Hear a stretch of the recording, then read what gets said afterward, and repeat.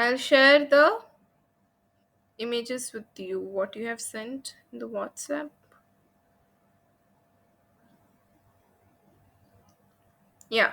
So I think this is the diagram for sperm. Yes or no? I asked you to draw a well table diagram of sperm and what is the function of each part of the sperm, right? Let me see. This is the acrosomal cap. You can draw a better diagram, I think. Um okay, but yeah, try to draw a better diagram. Okay, the acrosomal cap, nucleus, head of the middle piece. Okay, the mitochondria over here, tail, and the axial filament. Okay, you have labeled it all correctly. Okay, just uh, just an idea. Please be a little more careful while drawing the diagram. Right, you can draw a much better diagram, I think. Yes or no? Okay, so just be careful with the presentation. Okay, and what about the parts? Function of each of the part? You have written the function? No.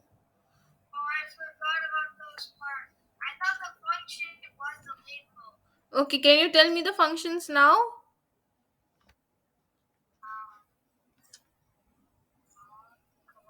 Tell me.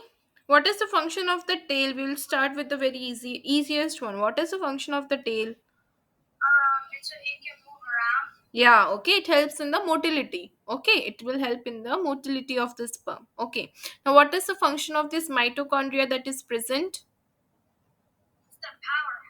Yeah, it's a powerhouse. Okay, so this sperm, since it is motile, okay, for moving here and there, it will need energy. Yes or no?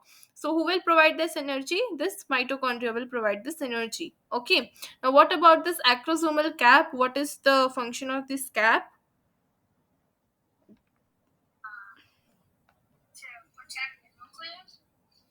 No. See this acrosomal cap, okay, what it will have? It will have a lot of hydrolytic enzymes. Okay, what is meant by hydrolytic enzymes and where actually we have heard this hydrolytic enzymes term before? Tell me. We have heard this terms before also, hydrolytic enzyme. Where have we heard it? What was the first chapter that we did? Cell, very good. In cell, where did we learn this hydrolytic enzymes? Which organelle has hydrolytic enzymes inside them? Lysosomes, yes or no? They are known as the suicide bags of the cell. Okay, so if a cell gets injured, okay, and it cannot be repaired, what will happen? This lysosomes, it will burst, okay, and when they will burst, all these hydrolytic enzymes inside them, it will come out and all the they will just digest all these cellular components. Okay, so this is how the cell suicide is actually happening, right? So this acrosomal cap is also having hydrosomal enzymes, hydrolytic enzymes in them. Okay, so where this hydrolytic enzymes is used in this case? It is used in, tell me, yeah, tell me. No, it is used during the process of fertilization. Okay, this sperm, it will go and it will fuse with the egg. Yes or no? That is fertilization. Yes or no? Yeah, okay. So, in order to fuse with the egg, okay, there are some outer layers of the egg also present. Okay, so this sperm has to penetrate those outer layers and then we have to fuse with the egg. Okay, you will see this in a much more detail in higher classes. Okay, so for that particular process to penetrate the outer layer of the egg, okay, that is known as the zona pellucida layer of the egg. Okay, this hydrolytic enzymes are used. Okay, so they will just digest the outer layer and so that the nucleus can go and fuse with the egg nucleus. Okay, so this acrosomal cap, that's the function of the acrosomal cap. It will have hydrolytic enzymes which will help in the fusion of the sperm with the egg during the process of fertilization. Are we clear about this? Okay.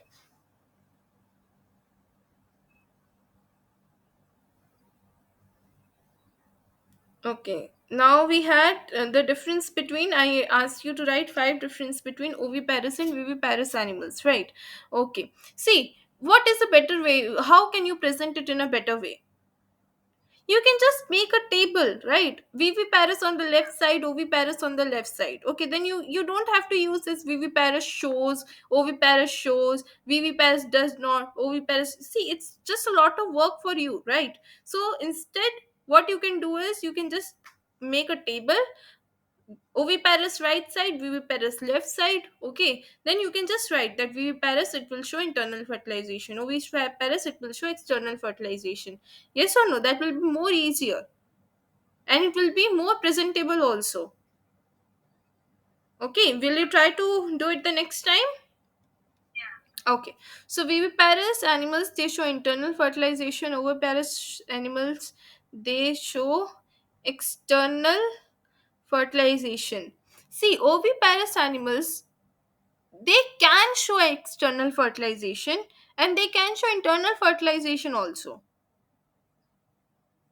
Viviparous animals will show internal fertilization exclusively. Okay, they will only show internal fertilization, but oviparous animals can show both external fertilization as well as internal fertilization.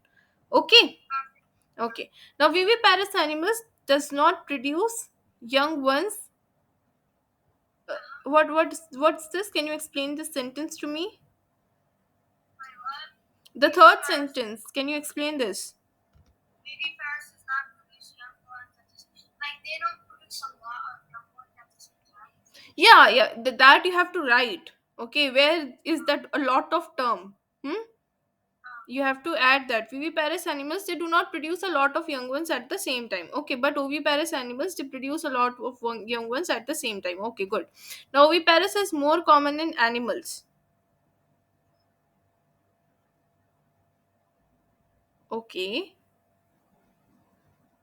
I think we are talking about animals over here. I mean, like birds and like. Yeah, birds. See, animals is just a very broad term.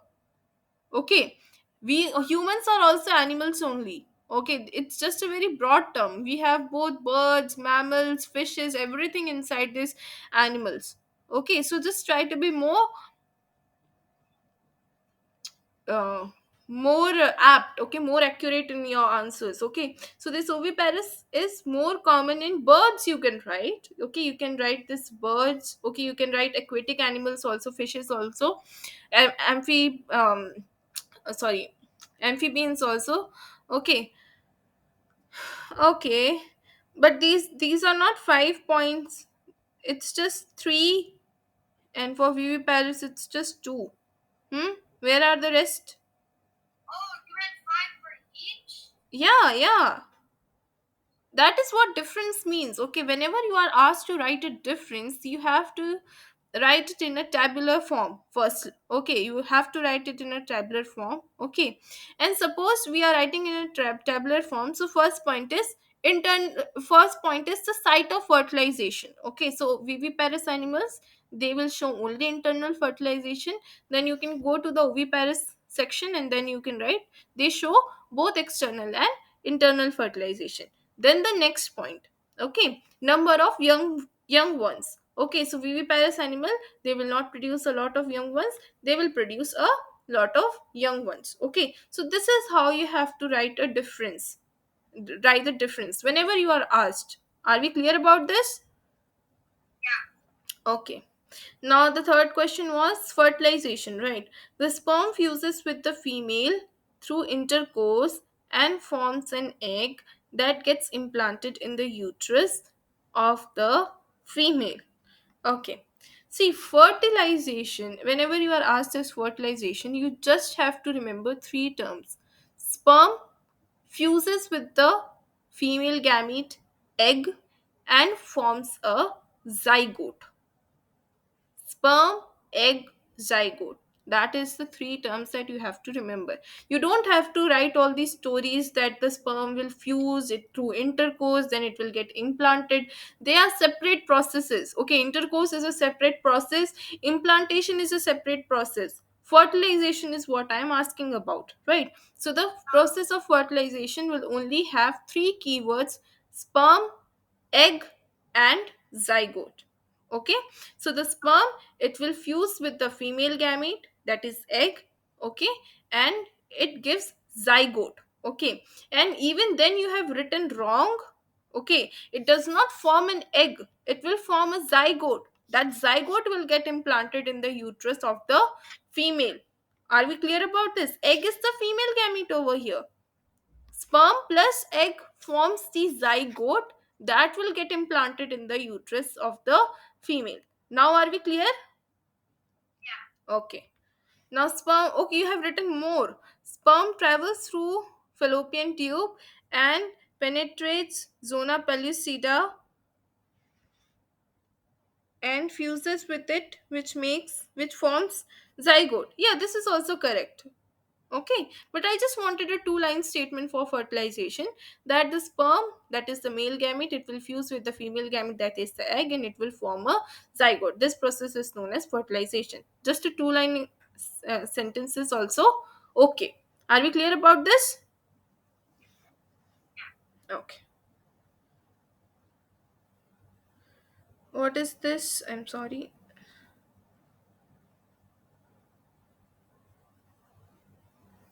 Yeah, this one. Yeah, I asked you what are the glands that are present in the male reproductive system and what is their function. I didn't do a good job on this one. Like, I did not understand it, so I just. They play a really crucial role. Bulk of semen, prostate gland, they all help in the male reproductive system. No problem. Okay, okay, no problem. See, first, what was the question? What are the glands that are present in the male reproductive system, right? That was the question, yes or no? So what are the glands that are present in the male reproductive system? Tell me.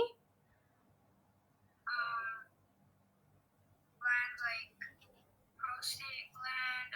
Very good. We have three glands, right? Tell me, what are the other two? Prostate you have already told. Tell me, other two.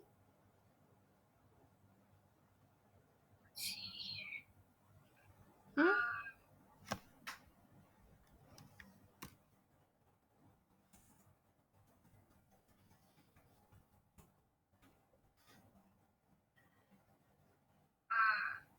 Pineal gland? No.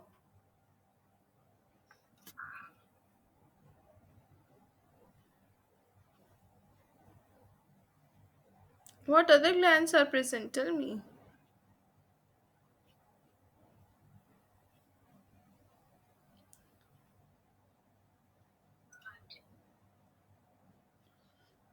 Okay, I'll share a picture with you, just a moment.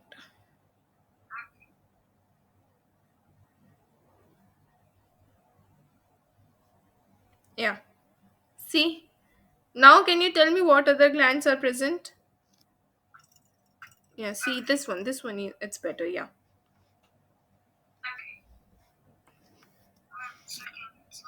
Yeah, prostate gland. Mm-hmm. Ovariourethral gland. Very good. Then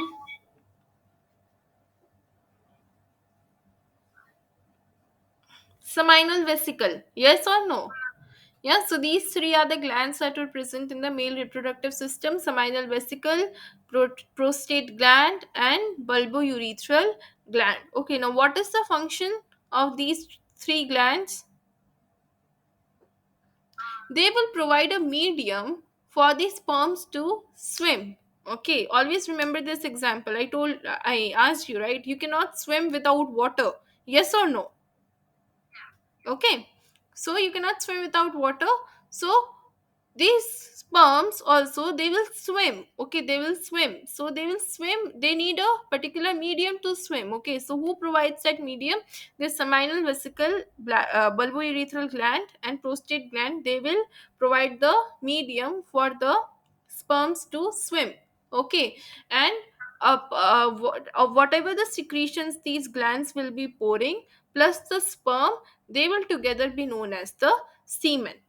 Okay, are we clear about this? These glands, they will have some fluid secretions So these secretions plus the sperm, they will be known as the semen. Okay, are we clear about this now? Okay.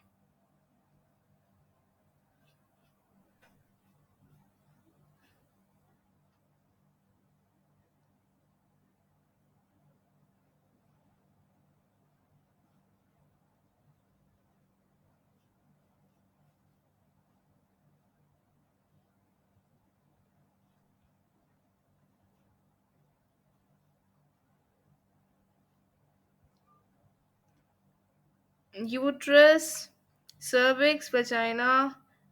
I cannot see the ovary and the fallopian tube. Where is the ovary? You have not drawn the ovary. See your diagrams? The diagrams, you need to work on these diagrams. Hmm? I cannot see the ovary. That's not the ovary. What you have pointed, it's not so. It's not the ovary. Just a moment, I'll show you that also. Wait.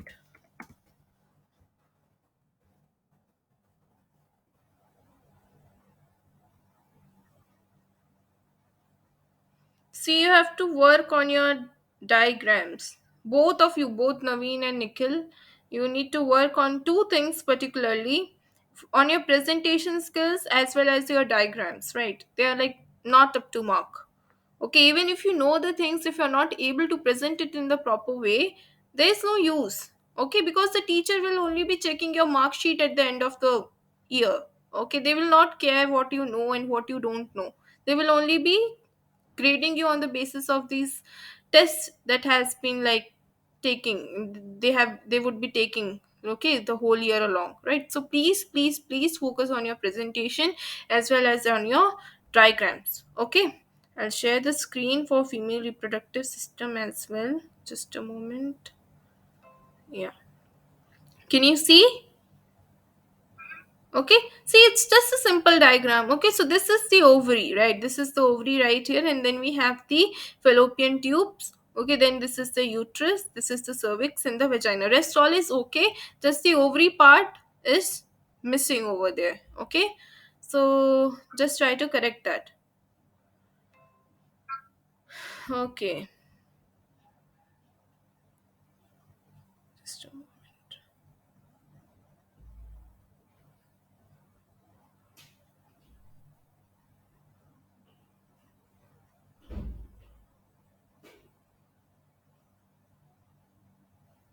Oh my god, oh my god, Nikhil. Can you yourself understand what you have drawn here, huh? And why are you going for such a complicated one? Like, why are you going for this complicated diagram? There's a reason why I didn't show you this diagram. Okay, this is the more complicated one. You can just uh, use this diagram, right? The one that we just saw. See this? This is much simpler than that. Okay, what you have drawn is the cross section. Okay, so instead of that, you can draw this diagram. Okay, yes or no? Okay, I just cannot appreciate anything in this diagram.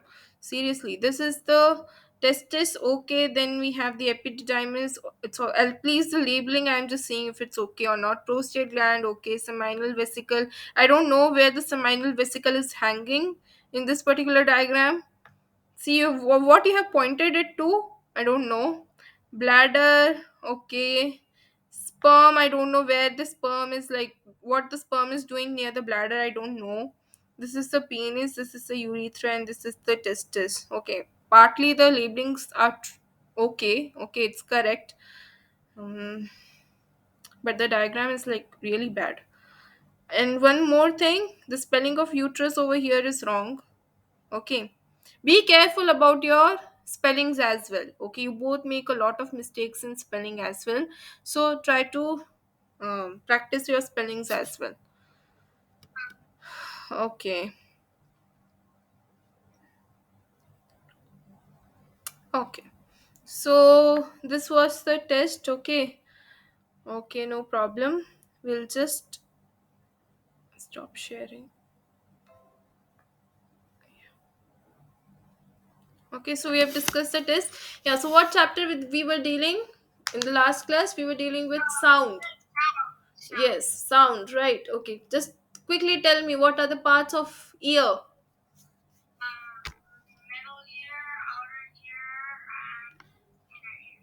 Okay, external ear, middle ear, and the inner ear. Okay, what are the parts of external ear? Quick.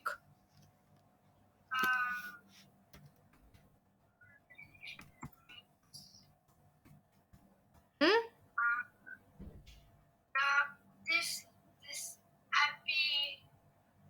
Epi what? I don't think there is epi. We have heard about some epi. I don't know. Tell me. Hmm? Okay. Um, we'll just revise that topic again. Okay. Just a moment. I'll share the screen.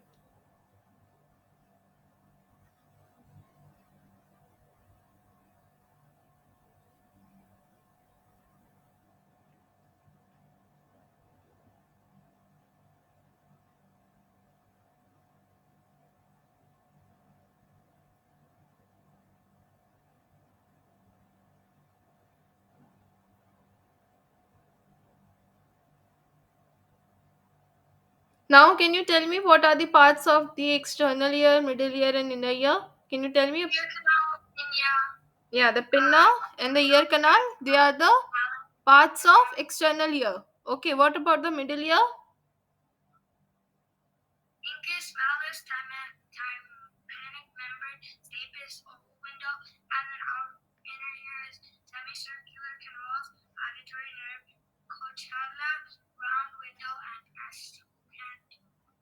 Oh my god. Wait. See, it's not so. Okay, outer ear is very much clear. Okay, the pinna, that the ear, the part of the ear that we can see from outside, right? So that is the pinna.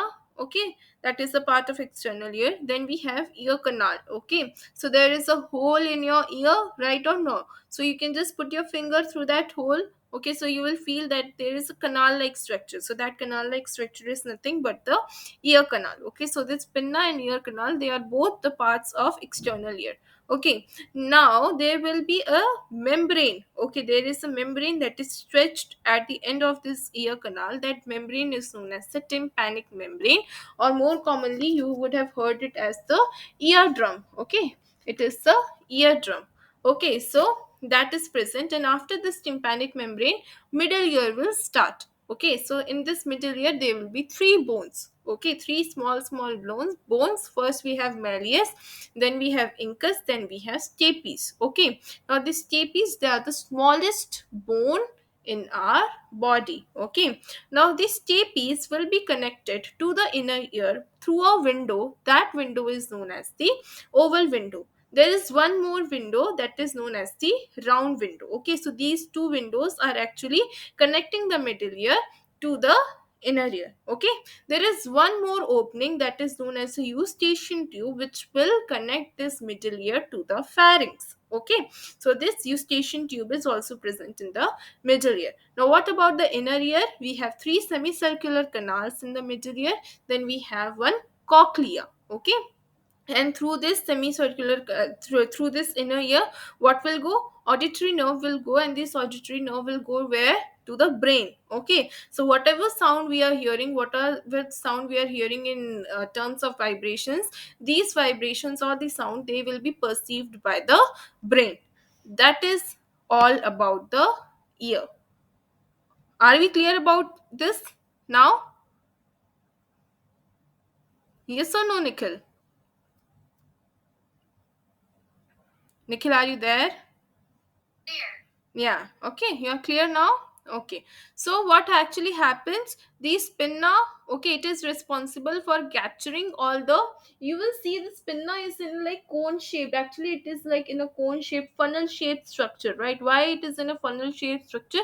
So it can just gather all the sounds from the surrounding. Okay, it will just take all the sounds from the surrounding and it will send it to the ear canal, and through ear canal the vibrations will reach the tympanic membrane. Okay, when these vibrations will reach the tympanic membrane, what will happen, this membrane will start to vibrate. Okay, now this malleus, it is attached to this tympanic membrane. So since the tympanic membrane is starting to vibrate, what will happen, malleus will also start to vibrate. Okay, then incus is attached to this malleus. You can see it in the diagram, right? They all are attached to each other. So this incus is also attached to this malleus, so it will also start to vibrate. Okay, then incus, it will pass the vibrations to the stapes. Okay, and stapes, through this oval window, it will pass on to the inner ear. Okay, so this is how actually this ear works. I hope we are clear about ear. Yes or no? Now, there are certain terms that we need to be familiar when we are doing the sound chapter, right? What were the terms that we have already seen? We have seen amplitude, we have seen frequency, we have seen pitch of the sound or the loudness of the sound. Yes or no? Yeah. Okay. So we will see those. We will see those terms again. Okay. So what is basically amplitude? If I'm telling you amplitude of the sound, what can you actually say about the amplitude of the sound? It's like the loudness. Yeah, very good. Okay, so the loudness of the sound will be depending on the amplitude. By what factor can you establish? Do you know any relationship between the amplitude and loudness? We did this yesterday in the last class. Tell me.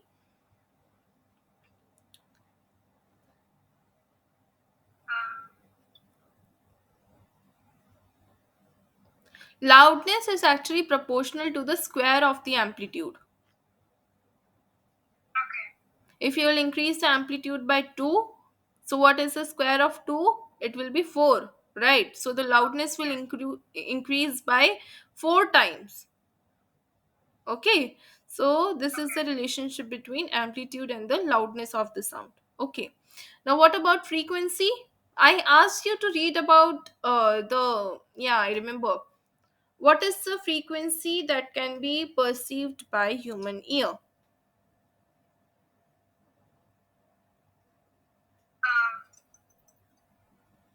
Loudness perceived by the human ear? No, the frequency, the range. Tell me. I asked you to search and come. Hmm?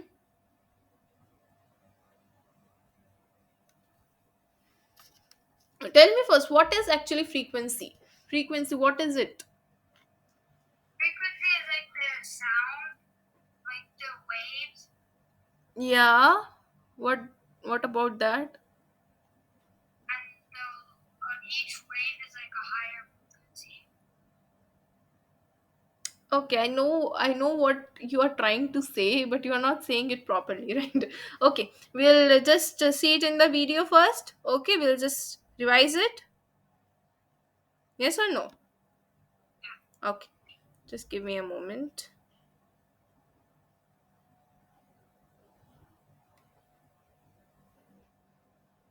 Membrane is stretched tightly, called eardrum.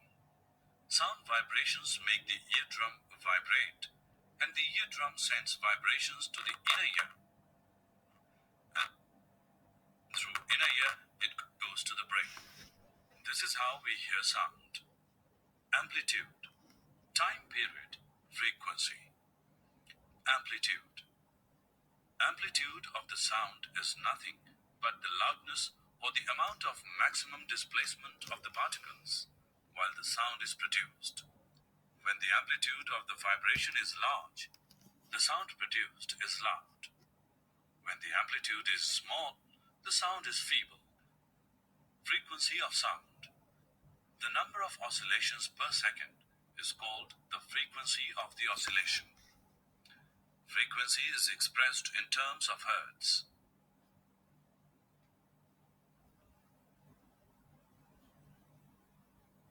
Okay, so this wave we think that you keep on telling, okay, these waves that you were telling before, we don't call it as waves, we will call it as oscillations. Okay, we will call it as oscillations. Okay, so frequency is the number of oscillations per second. Okay, and the frequency, it will be expressed in terms of hertz. Okay, there should be a measurement unit, right? For measuring length we use meters, right? Centimeters, inches. For measuring weight we'll use kg, grams, pounds, right? So for measuring frequency also we have a unit, that is hertz. Okay, so see here, this 10 to 18 kilohertz, this is 10 to 18 kilohertz, then we have 5 to 10 kilohertz, then we have 2 to 5 kilohertz, then we have 100 to 1000 hertz. Okay, there is some mistake over here, it's not kilohertz, it would be hertz, right? Then we have 200 to 800 hertz, then we have 100 to 200 hertz, then we have 40 to 100 hertz. Okay, so these are the different frequencies that we can see here in the diagram. So my question was, what is the frequency range that can be perceived by human ear? Okay, we cannot perceive all the frequencies that are present. Okay, so what is the range? We can perceive the frequency between 20 hertz to 20 kilohertz. Okay, 20 hertz to 20 kilohertz. Beyond that it will be ultrasonic. Okay, ultrasonic vibrations, we cannot hear this ultrasonic vibrations. Okay, so beyond that it will be ultrasonic vibrations, ultrasonic frequency, will not be able to hear it. Okay, so this is the 20 hertz to 20 kilohertz is the range which the human ear can perceive. Okay, yes or no? Okay, don't forget this. Okay, it's very easy, 20 only you have to remember. So 20 hertz to 20 kilohertz. Okay, all right.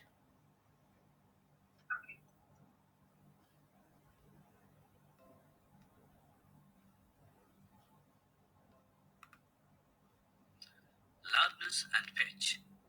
Loudness depends on the amplitude of vibrations. Loudness of sound is proportional to the square of the amplitude of the vibration producing the sound. If the amplitude becomes twice, the loudness increases by a factor of 4. The loudness is expressed in a unit called decibel, dB. The following table gives some idea of the loudness of sound coming from various sources.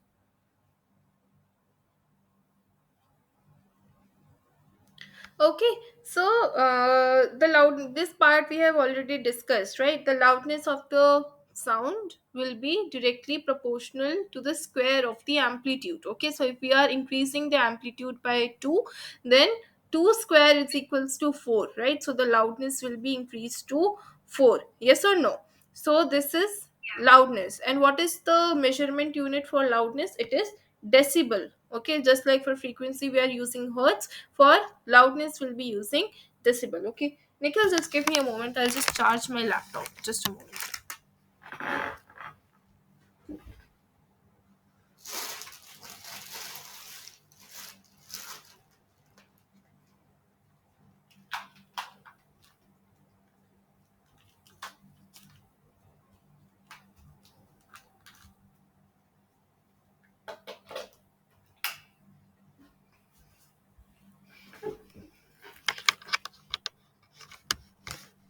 Yeah, so now in this table we have different sounds, okay, that we hear on a day-to-day basis, and what is the loudness of that sound. Okay, so if a person is normally breathing, okay, near you, so it's still you will be able to hear the breathing, right? So it will be around 10 decibels. Okay, then if a person is softly whispering something in your ear, so that will be around 30 decibels.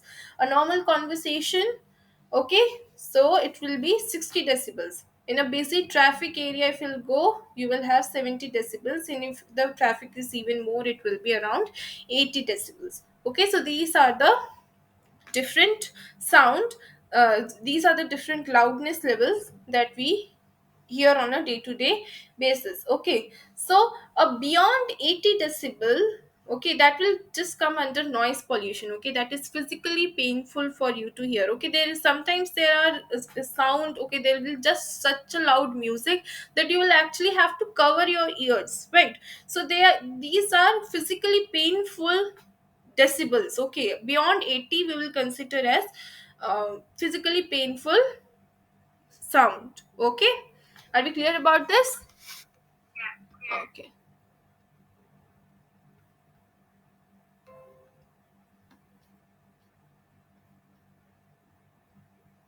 Above 80 dB, the noise becomes physically painful. Pitch. The two sounds are equally loud. They differ in some way. The difference in sound is due to the shrillness or pitch of the sound. If the sound has high frequency, then it has high pitch or shrillness.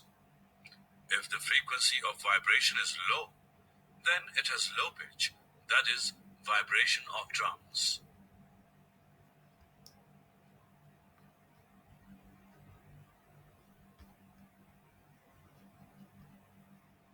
Okay, so if two sounds are equally loud, okay, if two sounds are equally loud, they will still differ in some way. Okay, you will still hear two different types of sounds. Why? Because there is a difference in sound due to the shrillness or the pitch of the sound. Okay, the pitch will be different. Sometimes you will notice that the sound is like quite pinching. Okay, it will be very shrill. Okay, it will just pinch your ears, right?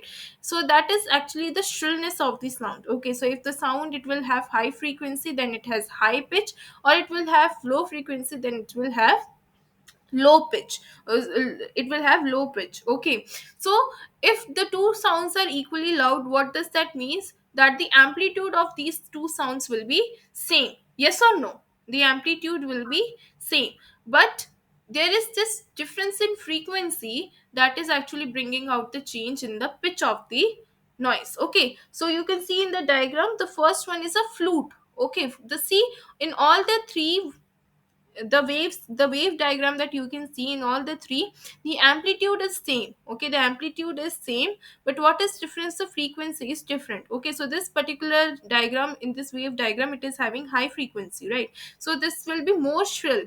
It here also, it is having little bit higher frequency, right? Lesser than this but greater than this. Okay, so it will also have a little bit shrill voice. But this violin, it is having the same amplitude, but the frequency is lower than these two, so the pitch will be low. Okay, so this is actually, all three will be equally loud, but the pitch will be different. The shrillness of the sound will be different. Okay, that is because in the difference of the frequency. Okay, are we clear about this? Okay. That is, vibration of drums. Audible sounds. Sounds which we can hear is about 20 Hz to 20,000 Hz. These sounds are called audible sounds. Okay, so this was what I was talking about. Okay, so the sounds which are in between these ranges, we can only hear that. Okay, so these sounds are known as audible sounds. So the range is 20 hertz to 20,000 hertz, or you can say it as 20 hertz to 20 kilohertz. Okay, a kilo will have like no, 1,000 more. Okay, so you have to just multiply it by 1,000. Okay, so you can remember it by this, or 20 kilohertz as well. Okay, so this is the audible range of sound. Okay, beyond this we cannot hear. Lower, these lower to 20 hertz also we cannot hear. Okay.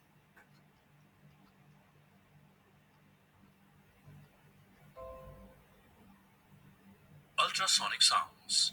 These squirrels communicate with each other with a frequency greater than 20,000 Hz. These sounds are called ultrasonic. Dogs, whales have the ability to hear ultrasonic sounds. Okay, so this is actually a very interesting fact. Okay, you would have heard it also, that the dogs, they can perceive these earthquakes before, like way before. Okay, then we can feel the earthquakes. Okay, have you ever heard of this before? Okay, what actually happens, there will be some vibrations in the ground. Okay, before, actually, like way before the earthquake happens, there will be vibrations in the ground. Okay, that vibrations will be uh, the frequency will be greater than 20,000 hertz or 20 kilohertz, right? So it will be ultrasonic, so we cannot actually perceive that sound. Okay, we cannot perceive that frequency. But dogs, they have the ability to hear ultrasonic sounds, so they can detect the earthquakes way before it actually happens. Okay, so you would have seen in some movies, or you would have read it also, that these dogs, they will just leave the place, they will just try to leave the place before actually the earthquake hits the place, right? So why? Because they have the ability to hear ultrasonic sounds, so they can actually perceive the earthquakes way before it actually hits the area, right? So the sounds which have frequency greater than 20 kilohertz or 20,000 hertz, they are known as ultrasonic sounds. Okay, most of the animals like squirrels, dogs, okay, and even whales, they also communicate with each other through this ultrasonic sounds, okay, which we cannot perceive. Are we clear about this? Yes or no? Yeah.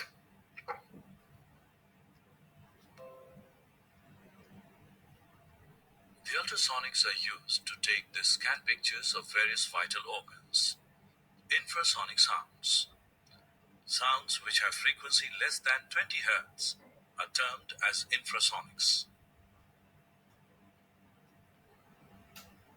Okay, so this ultrasounds, what is one more use of ultrasound sounds? Okay, we go for ultrasound, right? Yes or no? We go for ultrasonography. Okay, Yeah. why do we go for ultrasonography?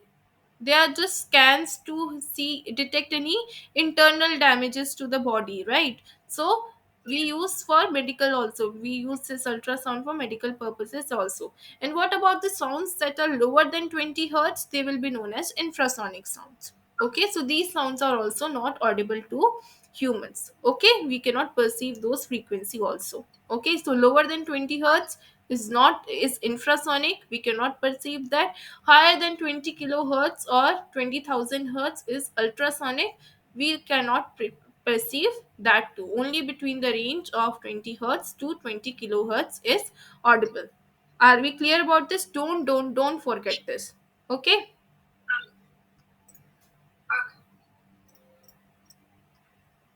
Music and noise.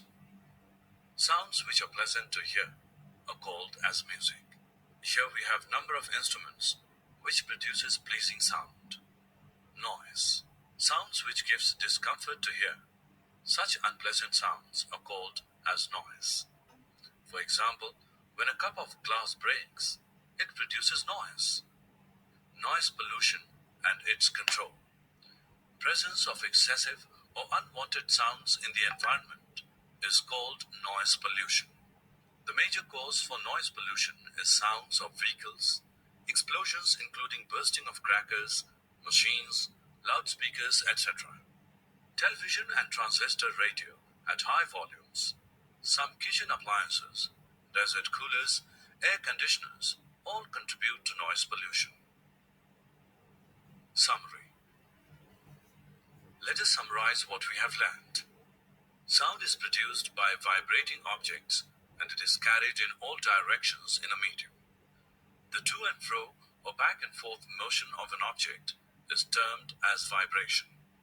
In humans, the sound is produced by the voice box or the larynx. Sound needs a medium to travel. The sound cannot travel through vacuum. We hear sound through our ears. Position is called the amplitude of vibration. The to and fro motion of an object is called oscillation motion.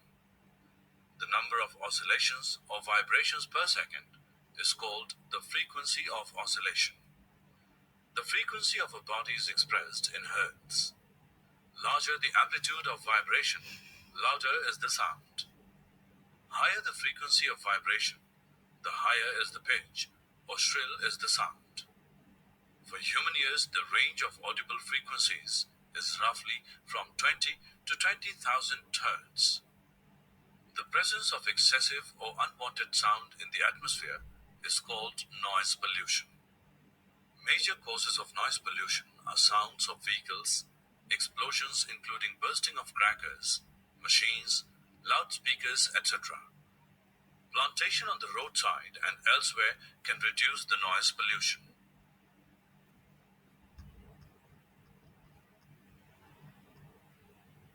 Hello, Okay, so this was all about sound. Okay, at the last we had just one topic, that is noise pollution, right? So noise pollution, it should be prevented. Why noise pollution is harmful for us? Why? because it can break your ears. It won't break our ears. Break is not exactly the You correct word. know, It can damage our ear, right? It yeah. can damage our hearing ability. Okay, so and why else? There are senior citizens also living in a community, right? So these loud sounds are actually more harmful for those senior citizens. Okay, there are some animals also, birds and dogs, they are also affected by loud noises a lot. Okay, so just after like we here in India we have this festival known as Diwali. Okay, you would also know, yes or no? So we burst a lot of crackers, okay, on Diwali. After Diwali, what happens, there will not be a single animal that you can see on the street. There won't be a single bird in the air. Okay, why? Because they are so scared from these sounds. Okay, most of them will die. Okay, they will die due to heart attack. Okay, most of the animals, they will die also. So they won't just come near your area after these loud noises for a like long period of time. Okay, so they will be more harmful for these animals, birds, senior citizens also, and also to young ones. Okay, the infants that are newborns, okay, they will harm them also. Okay, so that is why noise pollution is harmful. Okay, so I think this sound chapter is clear.